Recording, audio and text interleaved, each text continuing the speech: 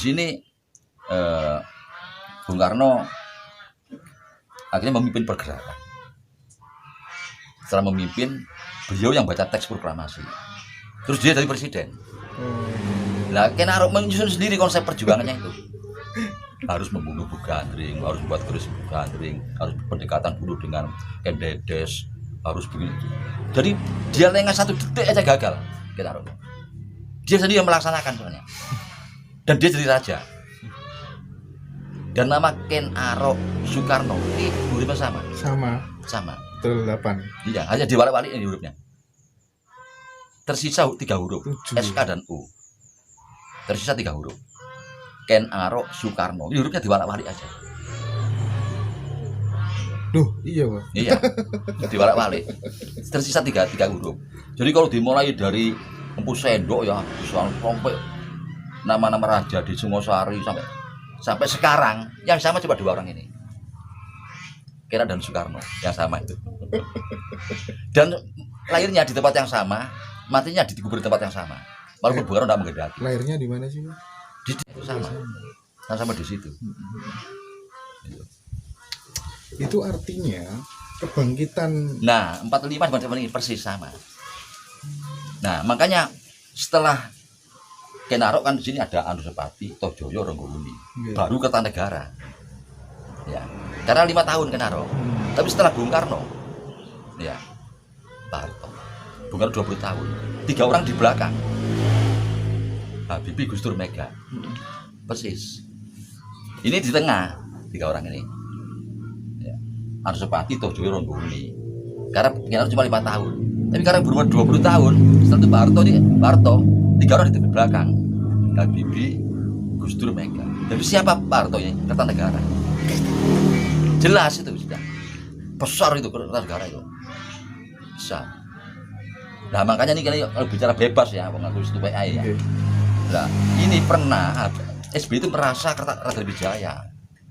Itu salah. Kalau dia enggak, andai kata dia ada yang beritahu, dia tidak akan seperti itu. Tidak akan mau. Lebih baik dia diam. Apa? Dia sudah dekat Pak.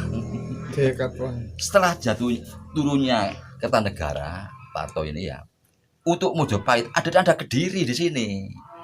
Tidak langsung ke Mojopahit, ada Kediri. Nah dikira setelah Kertanegara, Raden Wijaya oleh Pak SBY, tidak ada Jayakatwang di sini. Raden Wijaya sekarang ini. Raden Wijaya. Iya, sekarang ini jelas sudah itu. Jelas. Sudah, Mbak, ini penting, Mbak. Itu kira-kira, misal gini, Ken Arok, apakah kemudian itu sebenarnya satu orang dengan jasad yang berbeda atau gimana? Nah, itu saya tidak bicara masalah spiritual, gitu ya? Bicara masalah inkarnasi, tidak bisa saya. Oke. Jadi sekarang Raden Wijaya ya, Pak ya? Raden Wijaya jelas. Makanya coba kawan-kawan yang mungkin pernah dengar pada saat mulai gejala-gejala 212, 4, saya yakin tidak akan jatuh. Hanya yang mengganjal itu jenderal, tapi akan selesai. Karena melihat sejarahnya dulu. Iya dulu. Raden Wijaya yang mengganjal itu jenderal, tapi selesai. Pembentukan Ronggolawe, Rakuti akan selesai semua. Persis ceritanya ya, Pak ya. Tidak bisa dijatuhkan dengan itu, tidak bisa. Tidak bisa. Lalu rupanya Pak Jokowi ini paham. Berarti keyakinan Mbah Gatot ini akan selesai 10 tahun. Selesai, iya. Selesai. Karena berkaca pada masa lalu. Iya, itu. Teori siklus itu namanya. Cokro Manggilingan. Iya, teori siklus. Nah, coba lagi ya Pak ya. Antara Abraham Lincoln dengan Kennedy. Ini sama. Sama. Betul ya. Iya, pengganti Lincoln. Sekretaris Lincoln namanya Kennedy, sekretaris namanya Lincoln. Nah, terus matinya sama-sama satu, membela hak diskriminasi. Sama-sama tertembak di bagian kepala. Yang menembak itu dari teater lari ke gudang, yang ini dari gudang lari ke teater, persis sama. Sama. Dan yang menembak mati sebelum disidang, itu sama semua. Jadi ini berarti sama ini. Nah makanya ini dulu ada ya ahli ekonomi dari Amerika, tapi dia itu berdarah India. Dia ceramah di Surabaya tentang meramal ekonomi Amerika akan datang. Dia ekonom ya. Tahun sekian akan terjadi. Nah ini dasarnya ini. Jadi setelah Kennedy, setelah Lincoln itu bagaimana kejadiannya? Sekian tahun. Setelah ini, oh ini pasti ini persis terjadi. Ekonomi Amerika goyang, ya karena baca ini. Dia orang India kan, dia percaya teori siklus itu. Kalau berdasarkan teori siklus bisa dong, bisa harusnya kita menebak setelah Raden Wijaya ini nanti Nah, siapa itu. Gimana itu, Pak? Itu. Jadi kadang-kadang alam ini ya tidak mau didahului. Oh. Iya, tidak mau didahului, tidak mau. Akan berubah. Lalu berubah itu persis tetap kok sama, tapi perubahannya kita tidak tahu. Tapi bisa jadi kan Arok tumbuh lagi. Oh enggak bisa. Oh, enggak bisa ya? Bisa, iya, enggak bisa. Iya, Cuma paham. yang ditunggu orang ini munculnya Gajah Mada kan. Dereng ya, Pak? Dereng ini yang ditunggu ini. Itu baru berjusukar itu. Oh. Gajah Mada itu. Iya. Yang muncul itu kan belum ada ya. Asik ya, Pak, mengamati hal seperti itu. Iya. Iya. Oh iya, apa sih sebenarnya istimewanya Ruwat Sumber Jolotundo yang jenengan tulis di salah satu buku yang lain, Mbak, kira-kira? Tentang selain tentang itu merupakan satu peringatan dari ulang tahun ya berdirinya desa. Berdirinya apa? Desa. Ya kan ruas kalau sumber ya mulai berfungsinya sumber peringatan per tahunan itu. Dari situ kan juga ada nilai-nilai yang perlu kita gali dari tumpeng, dari sesaji, apa sih kan di situ Ubah Rampi itu kan dibaca oleh yang ujub itu bahwa ini maknanya ini. Nah itu pelajaran. Yang Wong Jawa nyebut apa? Buku teles. Kitab teles. Ya, kitab teles. Kalau ini, Mbak, kembali ke Mojopahit, ini masih banyak teman-teman yang nitip pertanyaan kemarin. Mojopahit itu dulu sebenarnya letaknya di mana sih, Mbak? Kerajaannya? Ya kita ngikuti kesepakatan sejarawan Trowulan ya. Trowulan dari keraton Maharajanya di Trowulan. Iya. Dengan kesepakatan sejarawan dengan penelitian yang sekian lama kan akhirnya mematok Trowulan. Iya. Terus kemudian benda-benda warisan, harta-harta Mojopahit itu sampai sekarang kira-kira masih ada nggak? Nah gini, jadi kalau lihat sejarah jatuhnya Mojopahit sampai perang Suropati, banyak harta-harta yang punya nilai Perang Suropati itu? Iya, itu hilangnya kekayaan kita kayak Mojopahit, hilangnya perang Suropati itu ketahuan di mana disimpan, kita simpan terus diambil dibawa ke Eropa itu siapa, Pak? Belanda terutama Inggris ya, Belanda, Perancis. Waktu itu kan imperiumnya itu kan Inggris, kekuatan di Inggris itu kuat jadi banyak dibawa ke sana, ditandai dengan adanya pameran raya tahun 1851 di London, memamerkan hasil-hasil ini merubah manual menjadi mesin dan sebagainya itu di Inggris itu biaya dari mana, ilmu dari mana. Nah, ini Inggris, Belanda, Jepang ini kan termasuk penjajah semua ya, Perancis ini. Ya kalau kita bicara secara netral dengan memaklumi ya, karena mereka terpaksa kan, karena sudah kehabisan segala-galanya, termasuk pangan kehabisan sudah. Ya harus mereka ingin bertahan hidup dengan segala cara. Iya. Mungkin sekarang juga sama barangkali yang dilakukan oleh negara-negara besar itu, Amerika dan lain sebagainya, dengan teknik penjajahan yang lebih halus barangkali. Iya. Betul. Karena memang sumber daya alamnya yang tidak sebegitu megah di negara kita ya, Pak. Iya.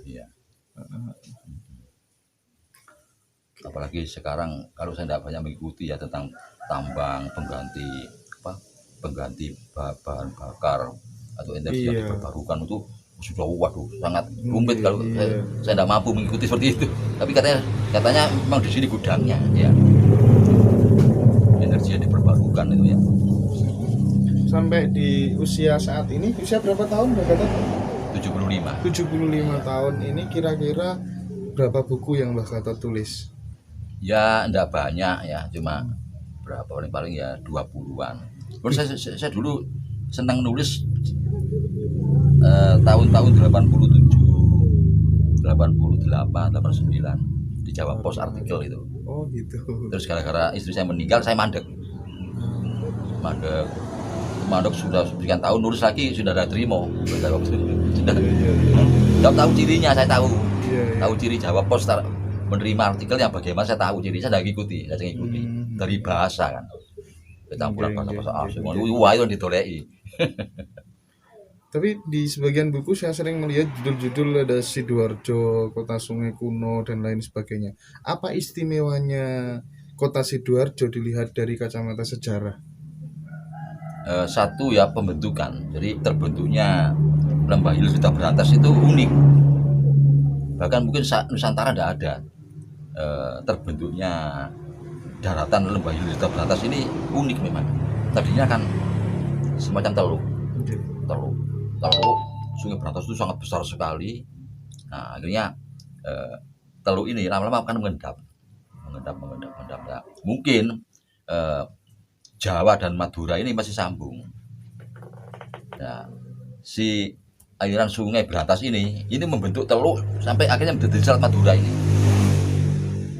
Dari Selat Madura, terus dihantam oleh laut, dari Laut Banda, Laut Aru, akhirnya jebol ini antara Surabaya, Madura ini.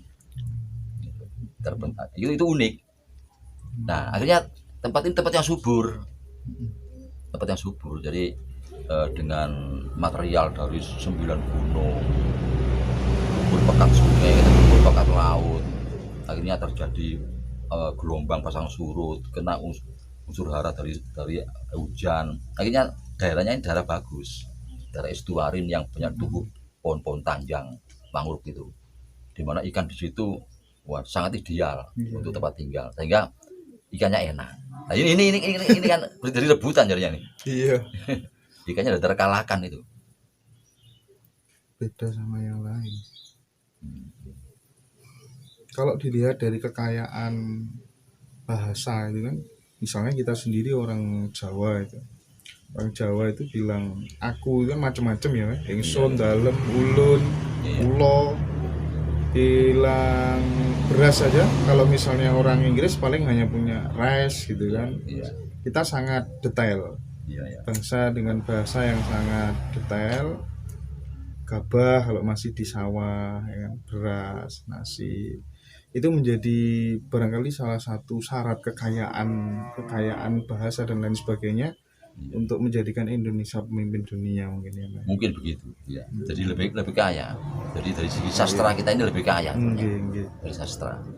Sampai sejarah itu sendiri sumbernya dua. Satu historiografi, jadi buku sejarah, kedua buku-buku legenda. Ini kan sastra ya.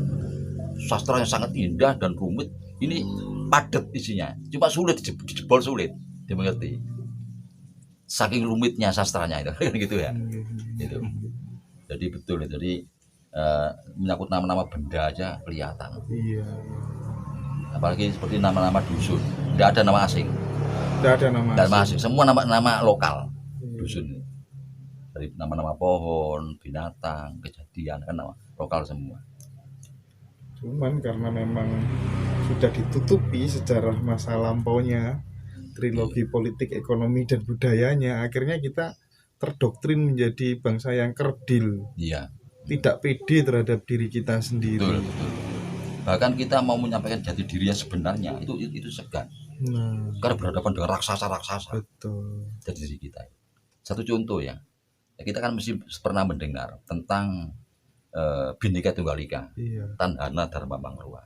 Nah, di sini kalau sampai saat ini, saya orang kecil ya, tidak pernah berhubungan dengan orang-orang besar, lihat di TV aja. Dia selalu tokoh-tokoh bangsa sekarang ini di TV itu, saya lihat selalu mengatakan kebinekaan ini jati diri kita. Titik. Enggak. Jadi kita itu kebinekaan tunggal ikaan. Ini tidak pernah saya dengar itu. Mesti kebinekaan. Bineka. Ya, jadi tunggal ikanya Tunggal ikanya hilang. ini dalam satu paket loh, satu cengkeraman Garuda, Bhinneka Tunggal Ika, tidak terpisah, tidak terpisah. Jadi diri kita itu bukan kebinekaan aja, Bhinneka Tunggal Ikaan, berbeda tapi satu. Kalau ini dipisah, untuk berjuang untuk tunggal ikanya ini mati-matian, selalu terbentur. Karena kita selalu mengatakan yang jadi diri itu kebinekaan. Nah ini apa? Jadi diri itu kita Bhinneka Tunggal Ikaan. Bineka Tunggal Ika. Iya, itu jadi diri kita. Kita merasa satu. Nah ini yang kalau diteruskan pembicaraan ini, waduh, kita menghadapi tembok besar ini. Iya. Karena kita ini ada sesuatu yang dinyatakan berbeda, permanen perbedaannya, tidak bisa ketemu.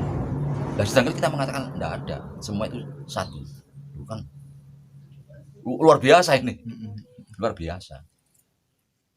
Jadi itu kembali yang penting itu bukan kebinekaan saja, Bhinneka Tunggal Ika. Bineka Tunggal Ika. Ya itu yang dari diri kita.